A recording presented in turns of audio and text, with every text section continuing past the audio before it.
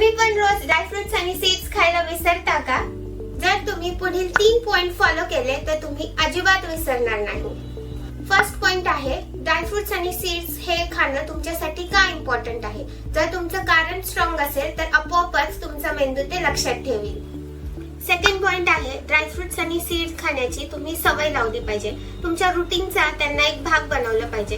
जसं आपण रोज सकाळी उठून ब्रश करतो, आंघोळ करतो आणि मग नाश्ता करतो, त्याचप्रमाणे तुम्ही एक पर्टिक्युलर टाइम जर सेट केला की जसं की तुम्ही रोज सकाळी उठल्या उठल्या आधी भिजवलेले ड्रायफ्रुट्स खाल तर याची तुम्हाला सवय लागेल. आता तुम्ही म्हणाल, अगं अनघा, रात्री ड्रायफ्रुट्स भिजवायचंच लक्षात राहत नाही तर सकाळी उठून खाणार कसं? बात तो सही है.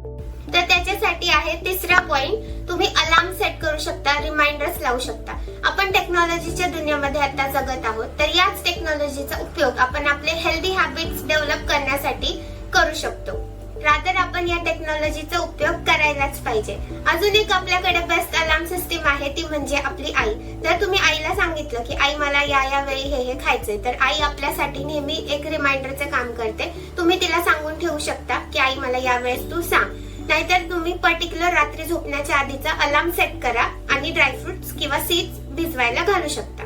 तर हे 3 पॉइंट्स तुम्ही जर 21 दिवस फॉलो केले तर तुम्हाला आपोआप याची सवय लागेल. आणि हे मी फक्त ड्रायफ्रुट्स किंवा सीड्स बद्दल बोलत नाहीये. जर तुम्हाला तुमच्या आयुष्यामध्ये लाईफ ट्रान्सफॉर्मिंग हॅबिट्स जर बिल्ड करायचे असतील तर तुम्ही ह्या 3 पॉइंट्सला फॉलो करा आणि ते तुमचा एक रुटीनचा भाग होईल. तुम्हाला त्याची सवय होईल. हेल्दी खा, फिट रहा आणि आनंदी जीवन जगा. अशाच नवनवीन हेल्दी टिप्स साठी ड्रायफ्रुट जारला फॉलो करायला विसरू नका. Thank you so much.